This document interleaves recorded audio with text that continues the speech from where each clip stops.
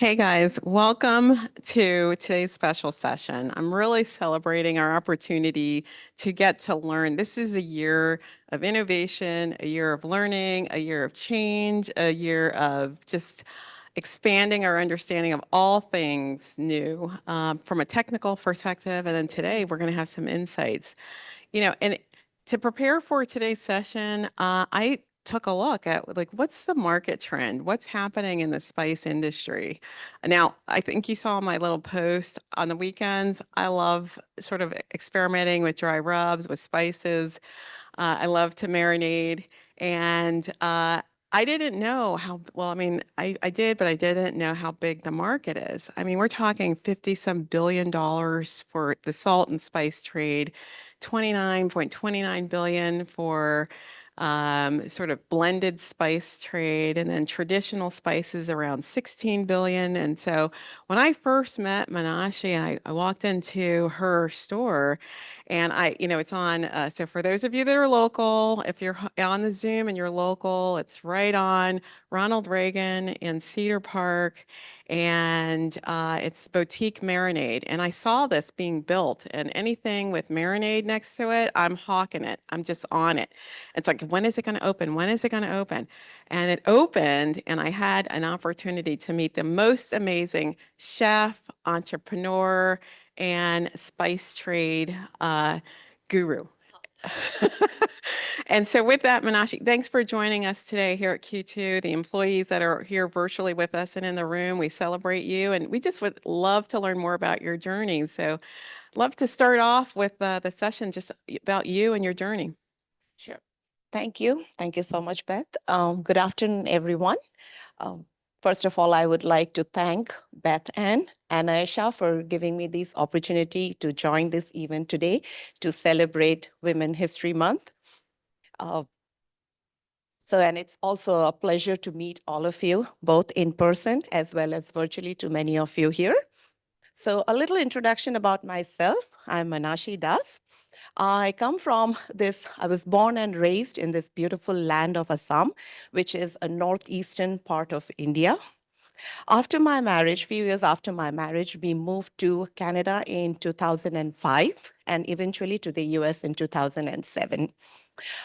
Due to the visa work restrictions back in those days for dependent visas. I mean, it's really sad that we are called dependents when we come with our spouse.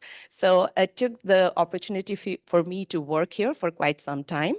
But instead of getting depressed with the situation, I started looking for opportunities to make a change in my career path. It's then when I realized that my passion for culinary, and honestly, I was like quite mesmerized to see like the abundance of spices and food ingredients in this land. But I also did see that something was missing in the food here, like the flavor, and which was being profoundly used in different countries of the world. So the spices are not only about flavors or like taste, it's also about like a lot of health benefits that's associated with it. So I thought like I want to create a platform where I could bring these flavors from different part of the world and try to make like a common platform where we can exchange this different kind of spices and marinades, and people can enjoy these flavors at the same time, like also like gain the health benefit that it has associated with it. So I embraced this opportunity where I could club my passion and my profession together. So having said that, I decided to join the culinary school because I wanted to make the best use of the time where I was not able to work, obviously. And then I joined the culinary school at Lake Washington Institute of Technology in Seattle. And as the visa rules evolved in 2014, so did my dream of starting an app-based lunch delivery service also kind of turned into reality. And within a short span of about 3 months, I was able to gain the trust of many corporate houses like Amazon, Microsoft, Nordstrom, Big Fish, and also Panasonic, and a few to be added to the list. So at that time, I was only doing like corporate events, and I was only doing like lunch boxes to those like specific corporate houses. In 2020, with the pandemic, I had to close this chapter of Finger Meal, and we decided to move to sunny Austin. It's then I was exploring the place and trying to know like what would be a good location to start my business. And then like we came up with this idea of barbecue boutique, where I wanted to take this like painstaking part of like barbecuing and cooking from day to day, like people who are like busy with their day-to-day working life, and moms have to juggle between work, but at the same time they want to feed something good and healthy to the kids. So with that in mind, I started Barbecue Boutique. All our flavors, all our like spices are naturally made. We do not bring like store-bought stuff, like ready-made stuff, and mix with different protein, which is ready to go. Instead, we make everything here. It's free of any color, food color, any added flavors or any additives. So I wanted to bring this healthy option, and hence my journey with Barbecue Boutique started. I did a bit of a research work for at least 2 years just to understand like what exactly people are looking. And finally, last year in April 6th, we'll actually be completing our first year this April 6th. My journey with Barbecue Boutique just started. That's amazing. And if you have a chance to get there, it's a butcher shop and a spice shop and prepared foods, which was amazing because I actually have gotten a little bit lazier because I'll just stop by there and pick up, you know.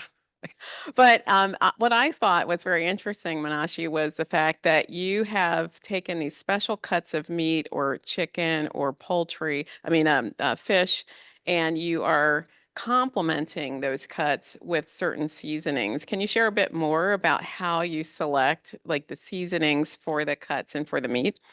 Okay. So, first of all, like these spices itself, they are amazing. They actually do wonders, like in any kind of protein that you wanted to use.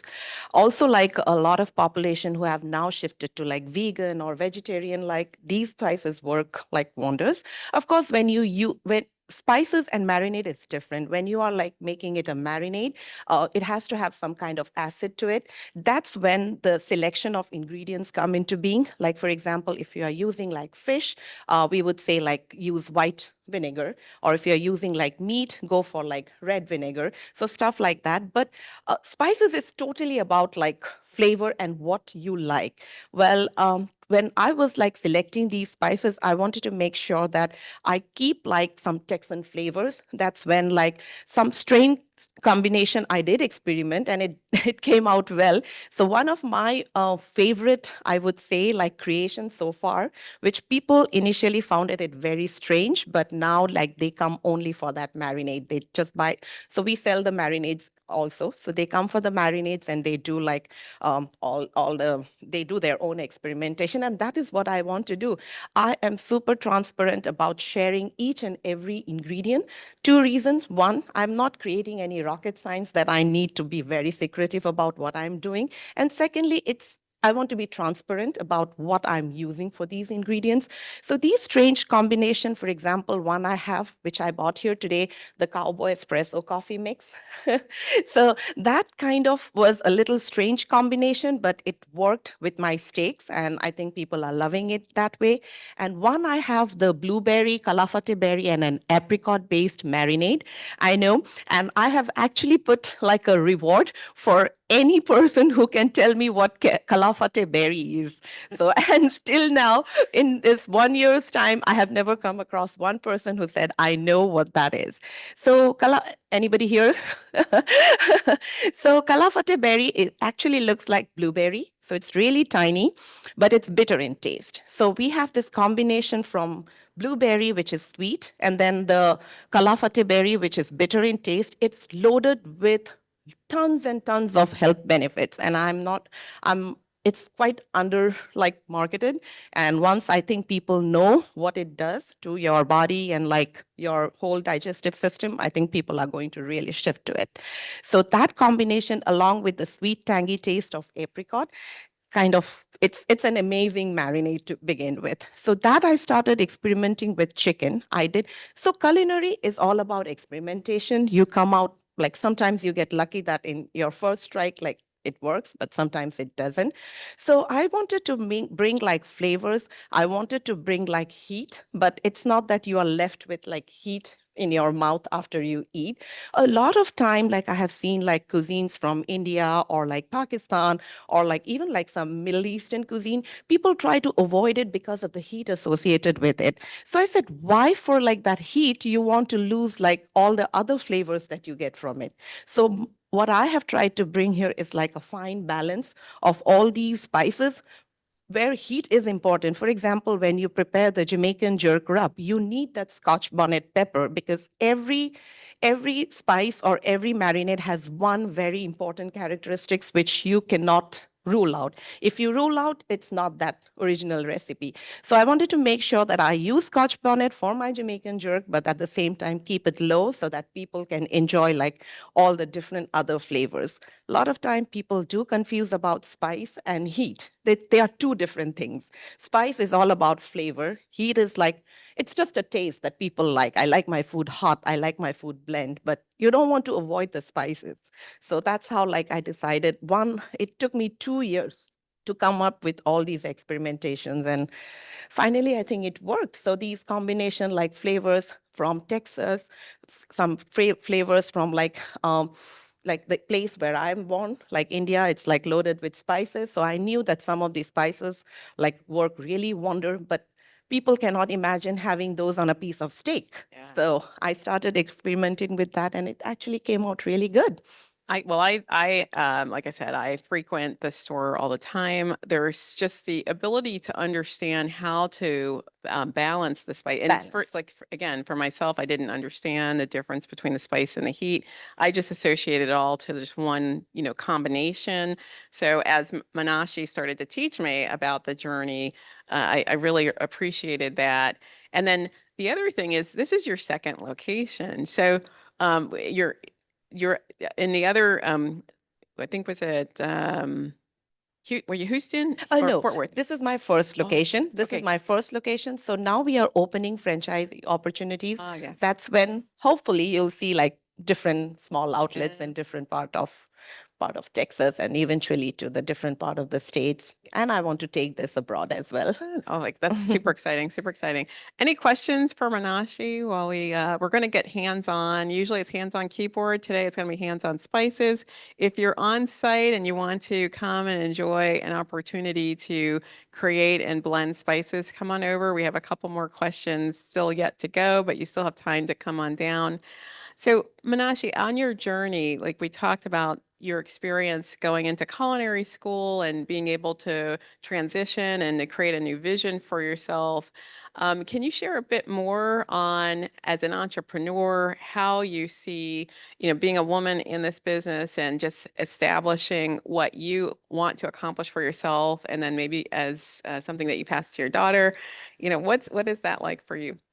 So, first of all, I believe that if you are having an idea or a business idea, it should have a purpose.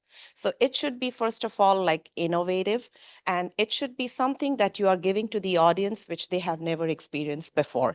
I mean, things will be around you, but it's how you look at it and how you want to put it together. So I believe that, and also that business idea should add value to people's life. So if you have an idea, but you think that it doesn't have any purpose, I would call it a hobby. It's more about like self pleasure, or it's like whether you do it or not, it doesn't really affect anyone. So when you say that you want to do business, you should have these things like ready, like what different are you giving to the people? So when I start Barbecue Boutique, it's not like out of any inspiration, or it's not that I have seen something and that inspired me to come up with that idea. I kind of envisioned it from day one, like this is what I want to do. And I was very clear about like with my culinary learning and with my vision, what I did not want to do.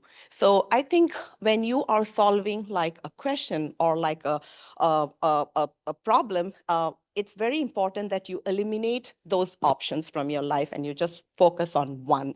So I from very day one, I knew that I was not going to open a restaurant. I'm not going to work in a restaurant. I'm not going to strive to create any signature recipe or strive to make like a Michelin star restaurant or something. I wanted to be identified with people's day-to-day cooking. I want to be associated with people's daily cooking. Something really simple, wholesome, flavorful meal, like just whipped with lots of love and care. So that's how I like wanted to envision this.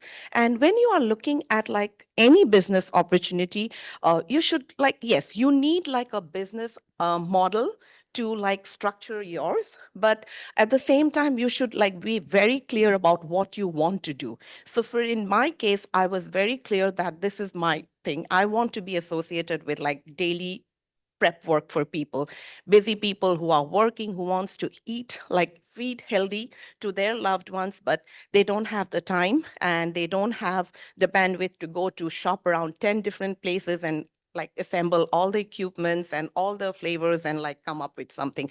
That's so I wanted to just bridge this gap between these things that people have in their heart, but they are not able to do that. So I think that is how I have set my goal. And that's why it took me time. Like, what can I do to make it little different? If you want to experience like a good food or, one time celebration or something, there are tons of like really, really good restaurants to go around. But when it comes to like other 5 days of the week, when you have to feed your family, when you have to feed yourself, you have to juggle between work, it's like you open your fridge and you like, see, what do I have? What do I cook today? If not, like just order something like, so that is, and even if like now we are like on all the online platform and people come here for their regular simple dishes, not like anything different or anything like that they have not tasted before. So that is how I wanted my goal to be. And whether it's like any women or any person for that matter who wants to start something, just try to figure out that one little thing that can make a difference to the people's life. That is what you should like think. Well, I think your store definitely emanates that. When you walk in, it feels like a sense of a community or family, and you're just sitting down and you're just like, okay, Manashi, this is what I'm trying to accomplish today. Help me out. What am I doing? Yeah. And so she'll come out from behind, and it's amazing. Just also, the butcher shop is right there, and you can see them preparing the meat. So this is real, sort of almost a little old school. Like you don't Yeah. necessarily I'm an old see. school person. Yeah, but I mean that there's wonderful benefits in the technique. So I want to pivot back to something that you said earlier about just the health benefits and Mhm. maybe unpack that a bit more because I think a lot of us are on those journeys these days. I know for myself I am, but I may be a little bit older than everybody else in the room. But the benefits of the spices, and one of the things I heard you say when we first met, you said it's really not good to prepare your meats and cook them without the spices. And that was the first time I'd heard anything like that. Mhm. So could you share with us why and then what we should look for? Yeah, absolutely. So I don't want to put like too many scientific things over here because I'm not an expert in Not that field. not FDA, right? Go. I don't want to get into trouble for that. But with whatever little research work that I have done, and I always wanted to be mindful of like what I'm using and why am I using it. So I have learned that when meat or protein is exposed to like direct heat, like when we do like barbecue or grilling, it creates like a lot of carcinogenic like elements, which is very, very harmful. And I think the American Cancer Research work have identified that a lot of people like do suffer from this deadly disease because of like eating a lot of barbecue stuff. So barbecue is like safe when it is like shielded with some kind of marinade or some kind of spice. It kind of prevents from that direct heat contact, and that is safe. But when you just throw a piece of meat with just some pepper or just salt on top of it, it's still like exposed to a lot of like part Direct of the heat. meat with Yeah. direct heat. So that is one part of it. Secondly, like since time immemorial, spices are used as one good source of preserving the meat. So that is one part of it. And also like I've seen that it helps like in digestion, and also it's an anti-aging like element. That is what they say. So these are, and also like spices like turmeric, they help you like for healing all kind of internal injuries as inflammation and all those. So I mean, now you will see like after I think the pandemic thing, you'll see like these turmeric capsules being sold in Costco. So, and we grew with turmeric. That's why like you will not find our teeth like spotlessly, sparklingly like white or something. It's like because of the turmeric that we use every day for almost all kind of like food that we prepare. So these are the small little health benefits that are associated. And of course, like it enhances the taste and flavor, and it also tenderizes the meat. So what tenderizing does, number one, it's soft and it's nice to eat. But the also other part is like it breaks the collagens quite easily. And that way the meat is not exposed to heat for a longer time. So like within a short span of time, you can get your food cooked without like cooking it for long. It saves your time, and it also helps to not get your meat exposed to any kind of heat for a longer time. So these are like the direct small benefits that you can see. But I'm sure if you dig more like scientifically to it, which I know, but I will like not share it without having the proper kind of education for it. But it does, after the pandemic, it is proved that spices do help like boost your immune system a lot. No, thank you for sharing that. I mean, I'm on that journey. It's funny that you mentioned the turmeric. I'm all about like if there's another vitamin, I'm like, let me know. I'm on there. I'll check it out. Yes, But absolutely. and the interesting thing about our journeys as individuals, everything that we encounter is part of, so I mean, there's everything where we are today is a result of our journey throughout our lives. And I think celebrating that you're bringing a lot of taste and spices from your homeland. Can you share more about how you're pulling that into a traditional American diet, which is probably very bland when you first got here? No, I would not say blend. It is just that because like I come from a land which has always been a target for like all kind of colonial rule and invasion because of like the immense production of different kind of spices. Number one in that list was cinnamon, turmeric, clove, pepper. So these were like at one point of time they were like mode of currency exchange, like and a lot like so from like a very, and also like India was being ruled by a lot of different like powers. So with that came a lot of different flavors as well. We were under the Mughal rule for a long time. So Mughal kitchen is known for like rich, very elaborate cooking, like really, really rich cooking. So we do have influence from that. We have influence from Portuguese like cooking. So Vindaloo, which is actually in one of my marinades that I have, and I started experimenting that with my steak, and it actually came out really good. So Portuguese, they brought this called recipe called vindaloo, which is a red wine based marinade. So we have eliminated the red wine part of it because we are an all halal store, and that's why we do not use like any spirit. But I have substituted with grape puree, and it's equally tasty. So, and that was traditionally cooked with pork, but we, again, since a halal store, we do not keep any pork items. So we keep like, I started working that on steaks, and it actually really, really did a lot of wonders. So again, coming back to your question, like, we were like exposed to all these different kind of spices and like why we have them. I mean, a lot of time when we grew up, we never digged like why are we eating those. We all know that if they are missing in our food, it's tasting different. So that is what I actually felt here. I really, at that point of time when I was in India, I never thought like why these spices were used. I thought like, okay, it's just to enhance taste. But after coming here, when I missed those some of those spices, I said like, okay, they have to be there for a reason.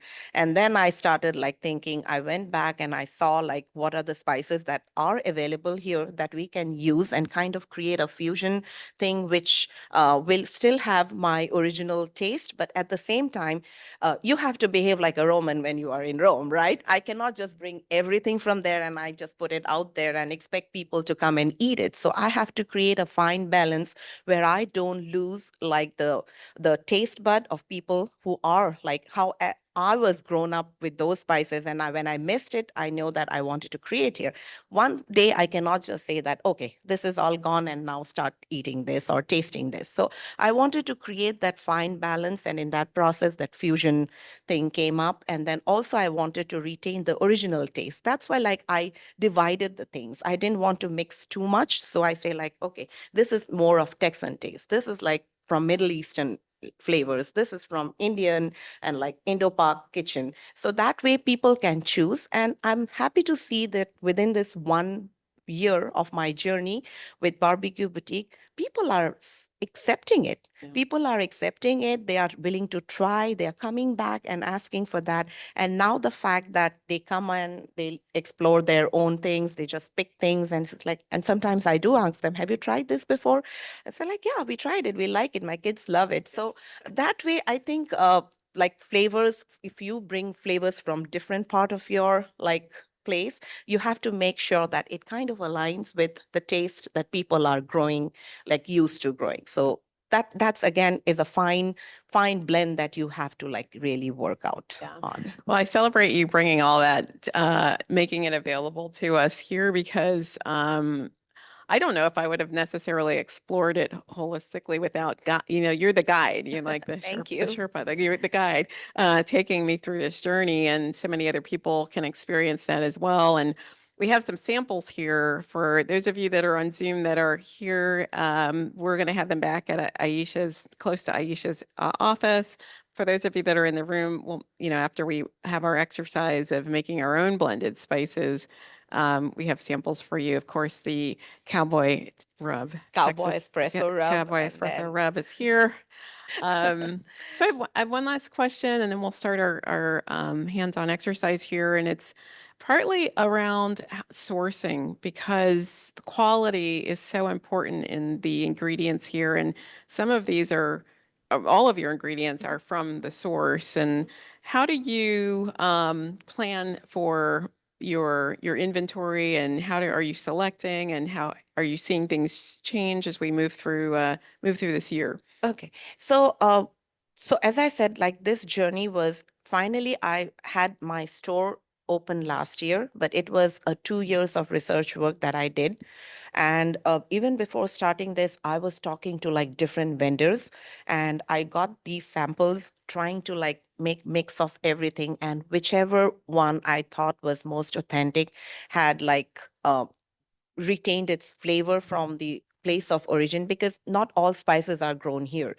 Most of the spices, I would call like 80% to 90% of the spices are being imported from different place. So I knew about India where I can have the most trusted ingredients, and I like spoke with them, and they are the vendors who actually like have different locations here where they do like the bulk shipping. And I'm not yet there. I'm not a giant yet. So I don't have the bandwidth or the capacity, or I cannot have that affordability to get from India directly shipped. So they have these like like vendors up here, and I have like Yeah. tied up with them. So I did visit their places. I got samples, I tasted, and I said like, okay, this tastes good. One more thing, apart from like the spices and the ingredients, even the clay pot, we have a recipe where we cook inside these earthen like pots. So even the clay that you use for, so the clay that you use for cooking, it's a very traditional, very old way of like cooking stuff, right? Like in clay pots. So even like the clay that we use, we have to be very, very careful where that clay comes from. So I was like, I did a bit of research work on that, and then like I figured out, okay, this is food safe and it's free of any kind of chemicals, and that is something that I can use. So yes, we have to be very, very selective, and it's you have to do a lot of work. Sometimes you have to visit their sites and see like how they process that. Because when it's grown quite organically. But when it's like comes to like preserving it, shipping it, and when people think about profit and like they start blending with a lot of things which you don't want. So you have to be careful. And yes, I did my research work around that Yeah, a well, lot. we definitely celebrate you for that and Thank conducting you. that research on our behalf. Mhm. So, yeah, go ahead. Mhm. Okay. So for sourcing meat, everything is local to Texas. We have these two big distributors. One is called the Green Valley. So we source a lot of meat from them. Again, before like zeroing down with them, we did a lot of like samples from them, and the meat is really good and fresh. There's one called Capital Meats, which is like about 30 minutes from my store, and they are like with all my lamb, goat, and steak items.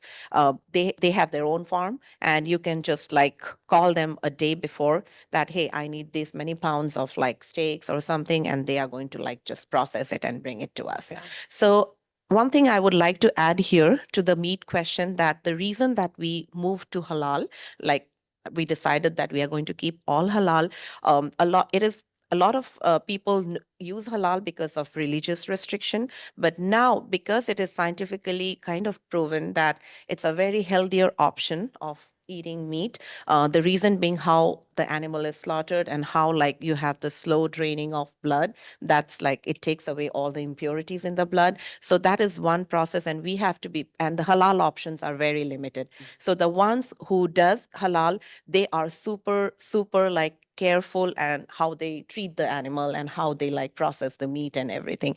So that's one two good source which we rely on, and like multiple times we have gone through them and we have seen like what kind of meat they do, what grade, what quality they give, and now like we are completely like comfortable getting sourcing it only from them. I can tell you are a quality assurance, quality control. I'm sort of, I'm with you. Thank I had you. read that as well about the halal Halal thing, process, yeah. and yeah. So, are there other questions? Oh yeah, yeah. Sure. Mm-hmm.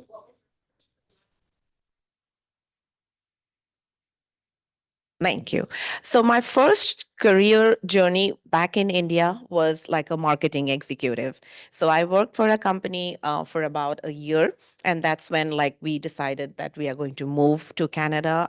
My daughter was born there. So, and after like being there for about a year, we moved to the US. So, again, like my work restrictions, like on my visa, I was unable to work as a marketing executive. And I also like develop my interest in like culinary, and that's why I made this total shift. So my first working career was as a marketing executive, and then like I wanted to do the culinary thing, but in between, due to pandemic, I went back to India and I started a daycare there. So now like with from one branch we have three branches there. So in the beginning when I said like your every business idea should have a purpose, and when I was stuck there in India for like 5 months due to pandemic, I like developed this idea that okay, I don't come from a metro place in India. It's a very small town where I come from. And I have seen that most of the time women have to give up on their career because they have to take care of the kids. And that's how the society was kind of designed, where the men would go out for work and the women, most of the time, they would either have to give up their job, or it was quite expected that they are going to, after they give birth to their kids, they are going to take care of them. The career always takes a second seat. So I decided that okay, and anything anywhere I go, I try to learn something out of it. So when I was here, I saw these daycares, how they are run, like why people trust them and why women here don't give up on their career, because they have a comfortable setting behind for their kids, which was completely missing in my land. So I started doing a high-tech daycare system where there was cameras installed everywhere and they can check on their app. And this was like back in 2019, I'm talking. Like this was quite an advanced thing already here, but it was nothing of that kind there. So I started with my first daycare there, and it really went well with like one, two. Now we have 35 in one, and another two locations are also working. So that is my first marketing career that really gave me an exposure of like how to sell your things. That's very important. And I was being taught from the very beginning that when you are selling something, you should not sell a product. You should sell like the emotions of people, like what, ask them what they want, and then like see that if your product has that or not. In my case, both my both my like product, dealing with kids, dealing with food, I think both I have tied myself very emotionally with those two things, and it was very easy for me to sell those. So that started my career, and then like later on this one. And I think I'm not going to venture in anything else now. I'm done. Thank you. Any other? Oh, yeah, go ahead. Question. So barbecue rubs traditionally have low salt. Do you have low salt? Yes. Thank you. Thank you for asking that question. So we consider ourselves like a specialty store, and amazingly, like how I wanted to like project my product, it is exactly going in that direction. So people come here, and I already knew that here people are sensitive to a lot of things like sugar. Some people they want to avoid sugar. Some people. So all our rubs and marinades in the first place is like when I mix it with the protein, I have to use salt. I use kosher salt. But when they are packed in bottles or like in marinades, it's free of like salt. That way you get to choose your choice of salt in it and the quantity that you want to control. So regarding all other ingredients that we have, as I said, everything is kind of labeled. Everything is kind of, I have a whole book for that where people can come and like see, like browse through that. Oh, I want to pick that. That's gluten free. That's free of sugar. That's free of salt. So yes, I'm going to pick that. And, and sometimes surprisingly, people are even sensitive to like garlic or like onion. And it's not that they don't like the flavor. It's just that they cannot take it. And I'm able to work with them. Like we make small batches of like the entire marinade or rub minus that small ingredient. So very easily we could do that with our salt. So all of these, in even like they are marked, they're no added salt. So that's kind of like, and you don't, kosher salt is a very good option if you are trying to keep it low, because that has been proven that for barbecuing, instead of using like table salt or like any other, I think this is a very good option to do that. Thank you. All right. Well, I think it's time for us. We're going to start our exercise. I think we're going to say goodbye to the folks on Zoom. But before you leave, I'm going to do a commercial. Hold on. Let me get my commercial notes up here. We've got two other events. We have in March, on March 24th, we are going to celebrate in a virtual event. It's Medal of Honor Day. So our amazing Veterans Outreach organization is hosting an event, and that'll be virtual, so everybody can dial in for that. And then on April 9, Q2 Women is hosting Coffee Power Hour. I just said a coffee hour. It's a coffee hour, but I call it Coffee Power Hour. And it's 8:30 to 9:30. Come on over. It's going to be here. It's in the office, Austin location in building 3, family room. I know where that is now. And a long story, I'll tell you later. And that's going to be 8:30 in the morning. It's really just time for us to get together, grab a coffee, and catch up. So thanks for joining us on the Zoom. Have a great rest of your day. We're about to go hand into the spice. I'll see you later. Don't forget to pick up your samples.